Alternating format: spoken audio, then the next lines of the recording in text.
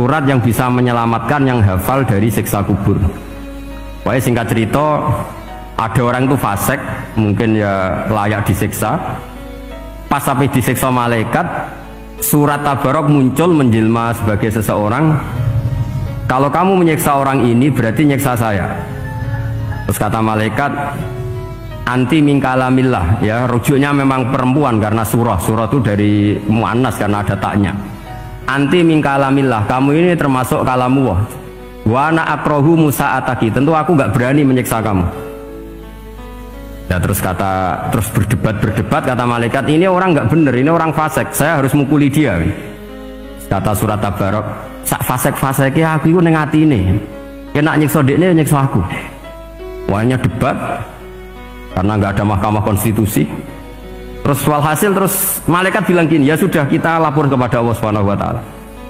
Lapor, akhirnya surat Tabarok ini cerita ke Allah, ya Allah, ini orang setiap kali datang ke saya dari sekian surat-surat yang ada di Quran, orang ini milih saya, yang dipelajari ya saya, yang dihafalkan juga saya. Ini kata surat Tabarok kepada Allah. Jika orang ini hafal saya tidak ngefek ke dia untuk tidak disiksa, maka mendingan saya tidak termasuk kitabika, saya tidak termasuk Quran saja. Wong jadi Quran orang iso nyafaati. Terus kata Allah, lho kowe kok emosi kata Allah. Ya harus emosi dong Gusti. Masa wis dadi Quran kok gak iso nyafaati sing apal. Terus kata Allah, wis aman. Makanya terus banyak orang ngapalkan surat Tabarok. Ya ini sekaligus ijazah nih. Untuk meradam kemarahan malaikat niku apal surat Tabarok. Syukur-syukur apal 114 surat. Oh niku malaikat sinten mawon pun kena ini. Cukup apal Tabarok. Sehingga adatnya orang-orang Jawa selain apal Yasin itu apal Tabarok. Nah saya itu lama sekali mempelajari bab ini.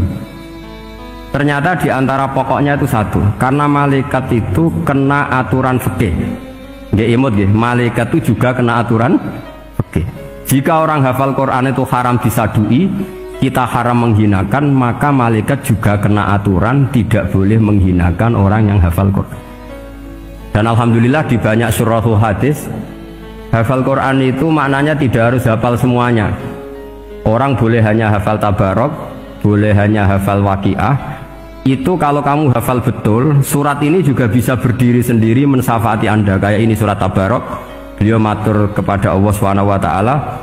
Redaksinya gini, inna fulanan amida ilayya min baini kitabika fata'allamani wa ta'alani. Jadi dari sekian surat yang ada di Quran, orang ini selalu milih saya ya Allah. Jadi gampangannya surat Tabarok, wong saya diprioritaskan orang ini, kok saya dingin-dingin saja ketika mau jenengan siksa, ini nggak fair. Apa gunanya saya sebagai kalamullah, sebagai kalamuka ya Allah, kemudian tidak ngefek kepada orang ini. Akhirnya walhasil sama Allah surat Tabarok diberi hak syafaat. Makanya akhirnya semua ulama ijma yang bisa mensyafaati itu adalah satu Quran, dua Rasulullah SAW, ketiga orang-orang soleh dan seterusnya.